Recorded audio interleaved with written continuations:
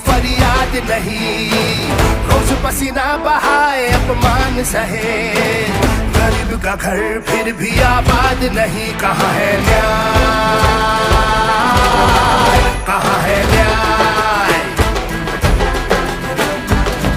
काम की खोज है, पैरों में है छाले, हक को तरसते भारत बनाने वाले, हर जुबां पे है ताले, बोल किसने डाले, है गुरूर जैसा वो सच छुपाने वाले। अब तो लेके रहेंगे न्याय, सहो मत डरो मत, सहो मत डरो मत, हम पहुंचेंगे हर घर तक, न्याय का हक मिलने तक, हम पहुंचेंगे हर घर तक, न्याय का हक मिलने तक। इतने गरीबों का स्वाभिमान लुट गया, गरीबों से पूछो, कितने युवाओं का सपना टूटा, युवाओं से पूछो, कितनी नारियां सम्मान को तरस रही, नारी के मन से पूछो, हाथ से जुड़े हाथ सब देशवासी साथ, सबके हक के लिए न्याय की करेंगे बात। गरीब किसान सारे मजदूर हक के मारे, मिल के जब बढ़ेंगे तो न्याय लेंगे सारे। हम पहुंचेंगे हर घर तक, गली मोहल्ला संसद तक। 2-3 दिन से मैं भारत जोड़ो न्याय यात्रा में असम की सड़कों पर चल रहा हूं। मैं शुरुआत में आपसे एक सवाल पूछना चाहता हूं। हिंदुस्तान का सबसे भ्रष्ट चीफ मिनिस्टर का नाम क्या है? जरा फिर से बोलना। ये बड़ा टैग है, जहां भी जाके पूछो। ये आप मत सोचो कि ये सवाल मैंने सिर्फ आपसे पूछा है। मैं ये सवाल कोने कोने में पूछ रहा हूं। हिंदुस्तान का सबसे भ्रष्ट चीफ मिनिस्टर कौन है? और जो ये देखो, छोटे बच्चे, बुजुर्ग लोग, माताएं बहनें, युवा, बेरोजगार युवा, किसी से भी पूछो हिंदुस्तान का सबसे भ्रष्ट चीफ मिनिस्टर कौन है, ये आता है जवाब। अब यहां से 2-3 किलोमीटर पहले 20-25 बीजेपी के कार्यकर्ता नेता झंडा लिए हमारी बस के सामने आ गए। मैं बस से निकला, वो भाग गए।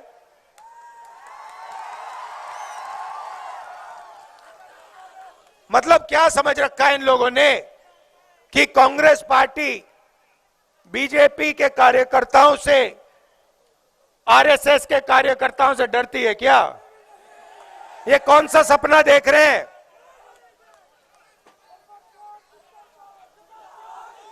जितने हमारे पोस्टर फाड़ने हैं, फाड़ लो। जितने हमारे प्लेकार्ड्स फाड़ने हैं, फाड़ दो, कोई फर्क नहीं पड़ता हमें। हमारी विचारधारा की लड़ाई है। हम किसी से नहीं डरते हैं, ना नरेंद्र मोदी से डरते हैं, ना यहां के चीफ मिनिस्टर से डरते हैं।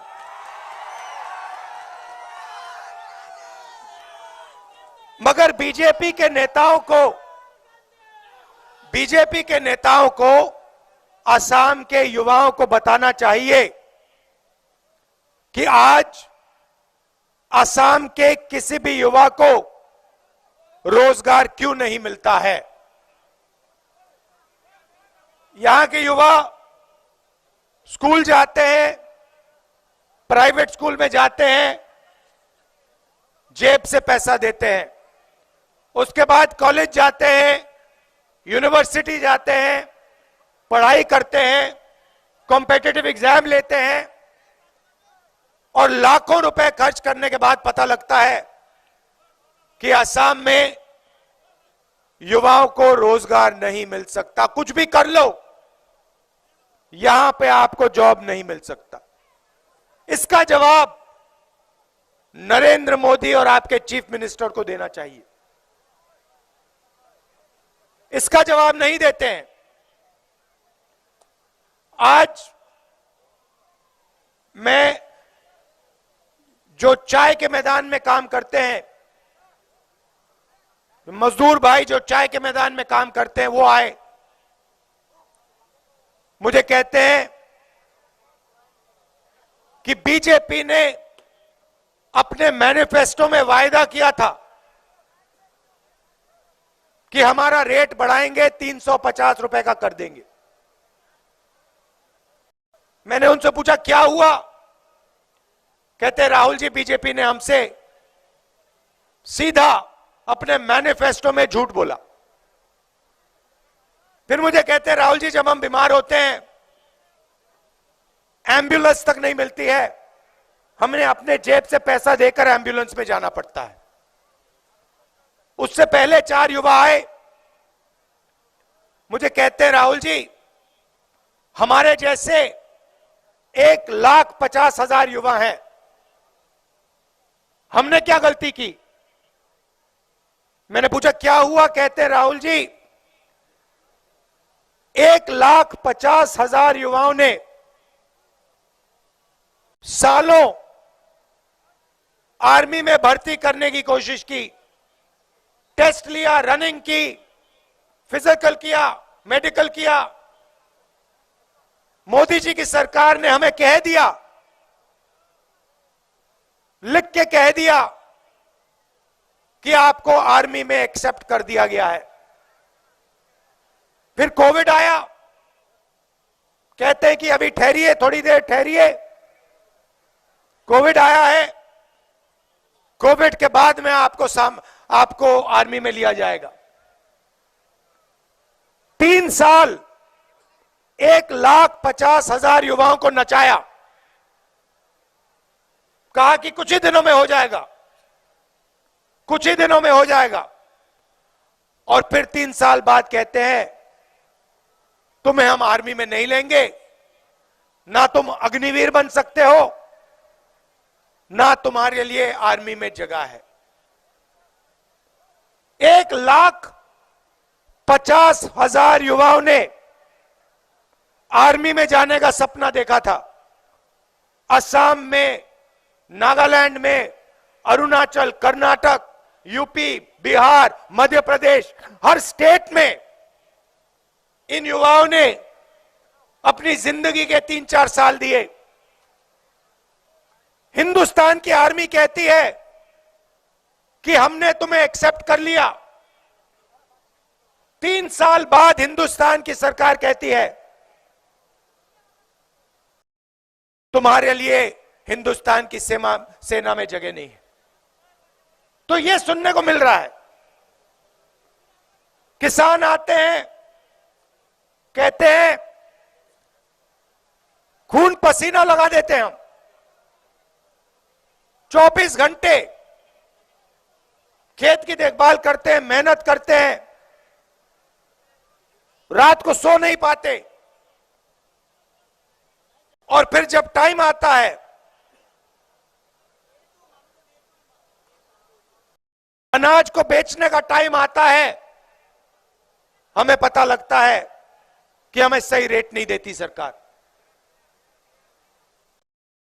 ये आपके साथ हो रहा है।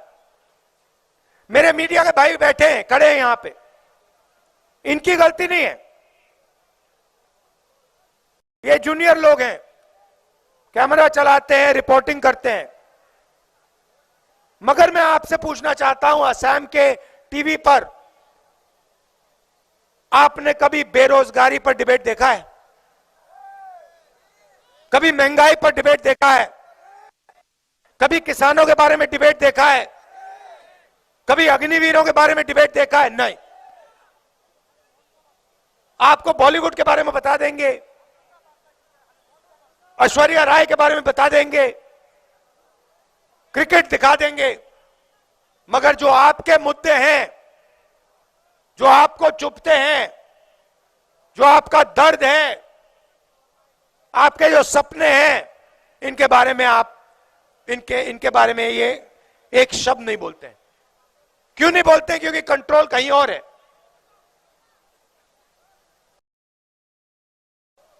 पूरे के पूरे मीडिया को कंट्रोल कर रखा है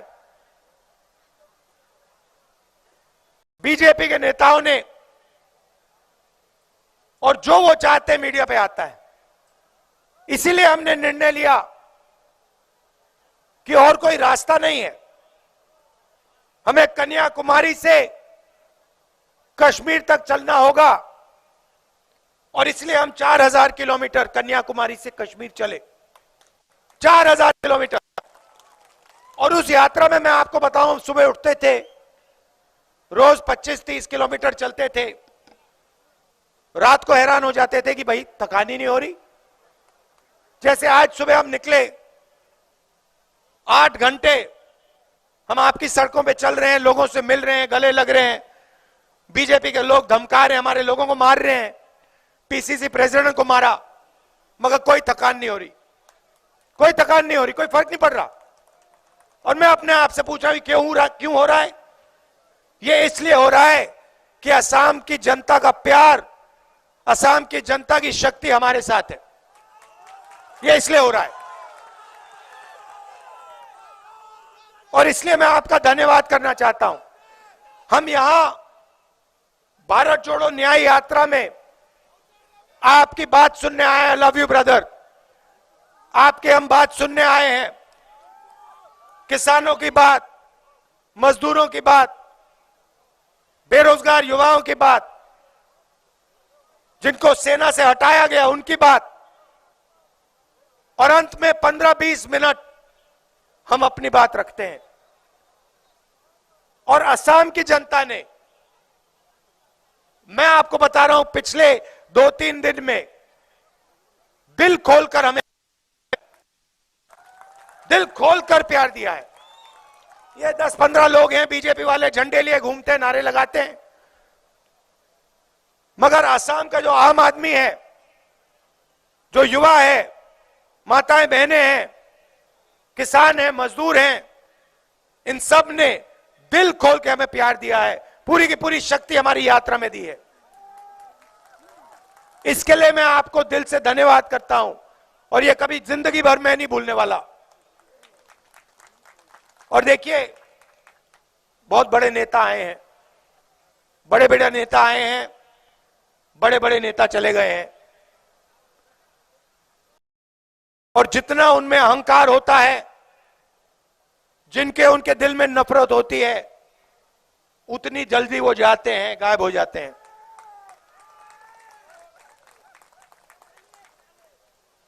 यहां पे सरकार सोचती है कि असम की जनता को डराकर, धमकाकर दबाया जा सकता है। असम की जनता को कोई नहीं दबा सकता, कोई पैदा नहीं हुआ है जो असम की जनता को दबा सकता है। ये नफरत फैलाते हैं, एक धर्म को दूसरे धर्म से लड़ाते हैं, एक जात को दूसरी जात से लड़ाते हैं, एक भाषा को दूसरी भाषा से लड़ाते हैं। इससे किसी का फायदा नहीं होता है। कांग्रेस पार्टी लोगों को जोड़ने का काम करती है। जैसे मैंने पिछली यात्रा में कहा और यहां दोहराऊंगा, नफरत के बाजार में हम मोहब्बत की दुकान खोलते हैं, ये हमारा काम है। ये आप सड़कें देख लो, इंफ्रास्ट्रक्चर देख लो, एयरपोर्ट देख लो, रेलवे लाइन देख लो, कंप्यूटर क्रांति देख लो, सफेद क्रांति, हरी क्रांति देख लो, ये सब हम लाए हैं, कांग्रेस पार्टी लाई है। बीजेपी सिर्फ नफरत फैलाती है, उल्टी सीधी बातें करते हैं। यह फर्क है हम में और उनमें। और देखिए, हमारे प्रेसिडेंट ने कहा प्रधानमंत्री ने अपने कैबिनेट को कल के फंक्शन में नहीं बुलाया, अपने कैबिनेट को नहीं बुलाया, देश के राष्ट्रपति को नहीं बुलाया। ये चल रहा है, एक व्यक्ति के लिए पूरा देश चलाया जा रहा है। उनके 2-3 अरबपति मित्र हैं, अदानी जी हैं, एयरपोर्ट, पोर्ट्स, इंफ्रास्ट्रक्चर, किसानों का अनाज, माइंस, जो भी इनको चाहिए इनके हवाले कर दिया जाता है। तो बीजेपी क्या करती है? असम की जनता को लड़ाती है, मणिपुर की जनता को लड़ाती है, और फिर जो उनका है, जो उनका धन है, उसको छीन के ले जाती है, अपने 2-3 बड़े मित्रों को दे देती है। मणिपुर को देखिए,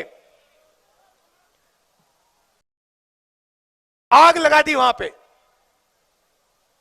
6 महीने हिंसा चल रही है, गोली चल रही है, लोग मर रहे हैं, घर जलाए जा रहे हैं,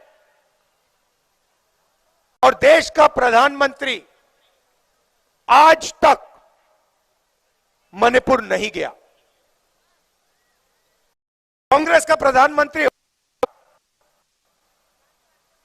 3 दिन के अंदर आपको वो मणिपुर में दिखता और चौथे दिन वहां की आग बुझ जाती।